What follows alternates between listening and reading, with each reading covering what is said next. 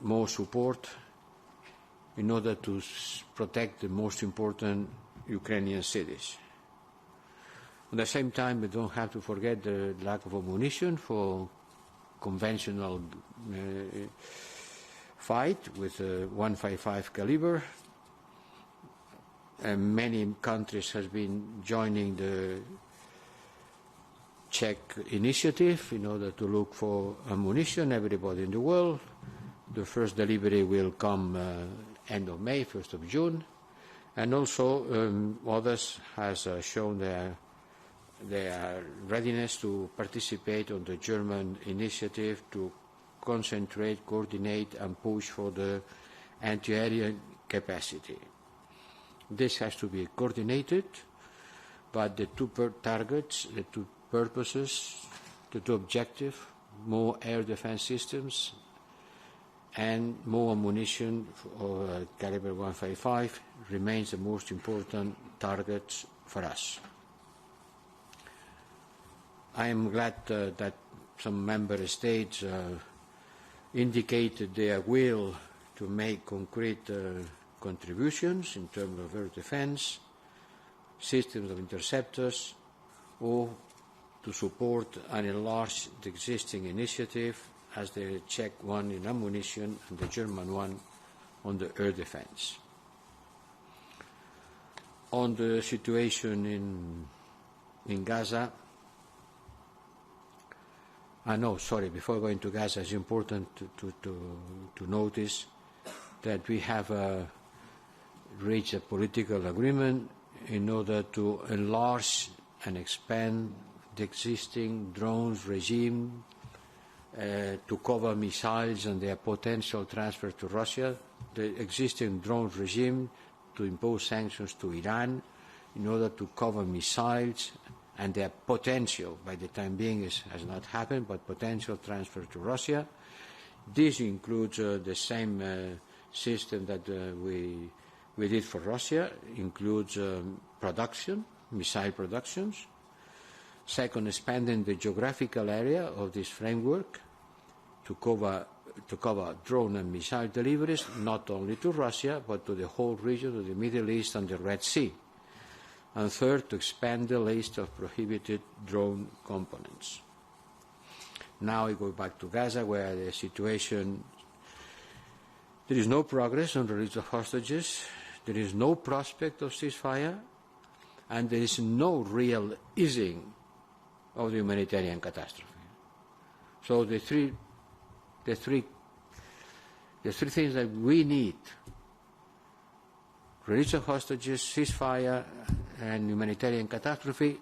Sorry to say, there is not progress on any one of them. Significant progress. Nothing on the release of hostages, no prospect for a ceasefire, and very little. The Commissioner in charge of humanitarian help provided us with some examples of how the humanitarian support is being obstructed. We call for unhindered access, and it's clear that it is being hindered, and they provide us with concrete examples. So there is not an easing of the humanitarian support, so the humanitarian catastrophe for the Palestinian people continue. I want to insist that there is not going to be a lasting stability in the region as long as the war in Gaza continues.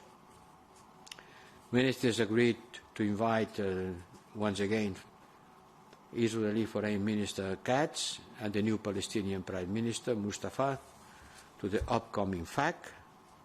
On UNRWA, we were waiting for the report by the independent review group led by Catherine Colonna. We're waiting for it. It's supposed to be delivered today, or issued today. We are going to study it, but most donors have already resumed funding of UNRWA. Most donors have already started funding UNRWA. And it's good that it is like this, because the agency is facing a severe funding shortage, which may lead to the suspension of operations. Let's hope that the study of the Catherine Colonna Review Group report will allow everybody, and in particular the funding coming from the European Union Commission to go back to UNRWA. Then we studied the situation in Sudan, the first anniversary of the outbreak of the war between the actors of the military coup in Sudan. In that occasion, we co-chaired last week, France and Germany, the very successful International Humanitarian Conference in Paris. We listened to the United Nations Special Envoy, Mr. Lamarra, former Minister of Algeria, and we discussed how to step up coordination with the United Nations. We want to contribute to a sustainable ceasefire. We want to support regional and international mediation efforts, and we want to enhance and emphasize the importance of cooperation and cooperation among various mediation initiatives. Then we discussed about the situation in Georgia. Foreign ministers expressed their concern for the law of transparency and foreign influence in Georgia. This law is being presented to the Parliament. It was a commitment by the Georgian government to withdraw this law, this project of law, and not to present it again. This has not been fulfilled. Commissioner Borrell and myself, we issued a statement last week stressing that this law is incompatible with United Nations values. I repeat, it's incompatible with the European Union values. And the Commission will have to present an oral report on this development, but we are very much concerned about the fact that this law has been presented again to the Parliament. And now we are going to have a high-level forum on regional security and cooperation with the Gulf Cooperation Council. I will be chairing it shortly, together with the Prime Minister of Qatar. And I want to thank him and all ministers from the Gulf countries to come here to Luxembourg to hold this meeting. This high-level forum on security and cooperation in the region gathers together the Gulf countries and the European Union ministers as an important milestone in our strategic partnership with the Gulf countries. It is the first ever informal meeting in this setup, and we want to reinforce the dialogue and cooperation on security between the European Union, the Gulf cooperation countries, and our respective member states. I don't have to tell you about the security implication of the latest development and the tense situation around Gaza, to see how concretely we can work collectively to calm down the situation and to prevent further escalation. I also hope to hear from partners their perspective on all the shared security concerns, security threats and challenges, and in particular the ideas about how to reinforce security in the Gulf region and beyond. You know that everybody is being very much concerned about the situation in Gaza, the Red Sea, the Iran. It's one of the hottest spots for security around the world, and it's very good that we could have this meeting with our friends from the Gulf Cooperation Council and the European Union member states. Thank you. So now questions. First one was Thomas Gutschke, please. Thomas Gutschke, Frankfurter Allgemeine Zeitung. High Representative, for those of us who are covering these meetings, this is now the third meeting in a few days where we hear how urgent the delivery of weapons, especially air defense systems, to Ukraine is. European Council, G7, NATO Defense Ministeria by VTC, and today the Jumbo meeting. It's also the third, or let's say the second time that we hear pledges have been made, or as you said, member states have indicated their will to contribute. But whenever we ask individual ministers, no one would tell us concretely what their country commits to. Can you explain to us why that is? You are right. This is the third or the fourth time that we discuss about the situation and the need for Ukraine to increase the aerial capacity.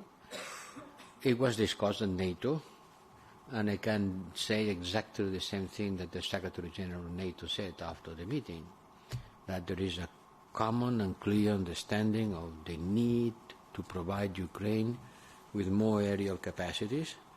Aerial capacities are composed of different types of arms. As I said, there are the launchers, and there are the interceptors, there are the radars, there are F-16 who are coming, there are long range, medium range, and short range. There is at least 20 different types of anti-aerial capacities, and we have been reviewing all of them, who has been doing what, and what else can be done. And each member state, some of them took concrete propositions in the framework of the German alliance. Others went directly to the other issue, which is also important, which is the Czech initiative on ammunition. Others had to go back to their capitals and to take final decisions. I think now it's mature. Now it's everything has been said, and a lot of things has to be done.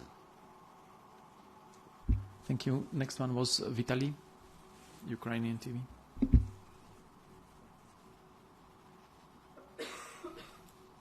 Thank you for the floor. My question is more or less the same. Now, after this meeting, what do you think about the possibility to fulfill the request of President Zelensky, who asked 7 Patriots, or maybe you in some way transform this request, but in general you can fulfill this general request? Thank you. Well, I'm sorry, but they don't have Patriots here in Brussels. Mike, could you? Mike. I said that I'm sorry, but they don't have Patriots here in Brussels. The Patriots are in the capitals, and it's up to them to take the decisions.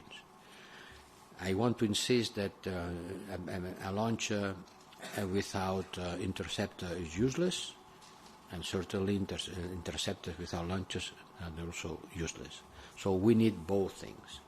We need new launchers and a continuous flow of interceptors in order to be used by the launchers.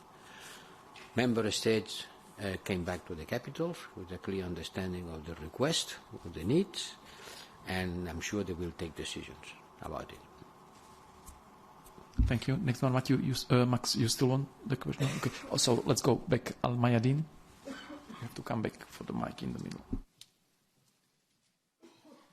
Merci beaucoup, Al Mayadin TV, Moussa Assi. C'est une chaîne de télévision arabe basée à Beyrouth.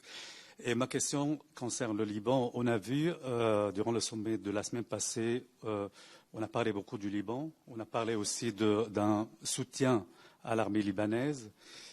Après ça, il y a eu une visite du Premier ministre libanais à Paris, rencontre avec M. Macron et un retour du Premier ministre à Beyrouth. Et on a entendu des échos que les nouvelles propositions de Paris n'ont pas été entendues au Liban. La position de Hezbollah, elle est toujours la même. Pas cesser le feu au Liban avant le cessez-le-feu de Gaza. Ma question, en quoi ça concerne aujourd'hui la position européenne pour soutenir l'armée libanaise et dans quel but? Et quelle est l'alternative s'il n'y a pas de cessez-le-feu au Liban avant le cessez-le-feu de Gaza? Merci.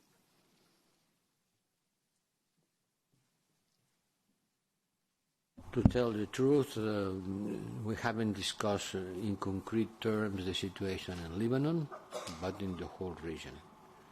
And we focus our attention on the answer to the Iran attack to Israel, the sanctions regime, the situation in Gaza, the need to improve humanitarian assistance to the population, the stability of the whole region.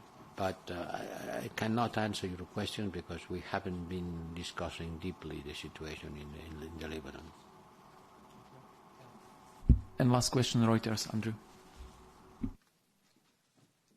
Thanks, Andrew Gray from Reuters. High Representative, just to go back to Ukraine and maybe to try again, just to get an answer to the question of why why is it taking so long? What do member states, what do capitals tell you when you impress this sense of urgency upon them? Why is it so difficult for them to provide these Patriots, as the Germans have done? I mean, since this first plea was made by the Ukrainians, one European Union country has come forward, Germany, with one Patriot battery. So why not more? You understand very well which is the role of the High Representative. It's not in my hand to take this decision. What I'm trying to do, what I'm doing, it's to put the question very high on the understanding of my colleagues, of the ministers of the European Union member states. And that's why we call both foreign affairs and defense ministers to take into consideration both and simultaneously the political dimension together with the defense capacities of member states. Because foreign affairs ministers are not in charge of the army, and the army has to take decisions on a general political framework. That's why both of them were here. Well, in some cases it was only one, but the idea that it is a decision that affects the military capacity and the geopolitical environment in which foreign policy is being done, at the end the army, and the defense capacities are part of our foreign policy, foreign and security and defense. I don't want to lose any opportunity to repeat, is a competence of the member states. It's not me, it's not the Commission who have the capacity to decide what kind of military support the member states want or can offer to Ukraine, depending on their own capacities and needs. But today I think that everything has been said and everybody understood and everybody has to in a position to take decisions. But, you know, I cannot take decisions instead of them. I think the meeting was useful because everybody was looking at the others, what you're doing, what we can do, which is the level of ammunition that has to be provided. Everybody has to take into consideration their own capacities and needs and the need to support Ukraine. And the work will continue. The work will continue and the capitals will take the decisions which are entitled to take. I cannot take decisions instead of my colleagues. I just do what I can do is to put, I wouldn't say pressure because I don't pressure my colleagues to try to explain and to make everybody understand and to be aware and to feel not only concerned but ready to act.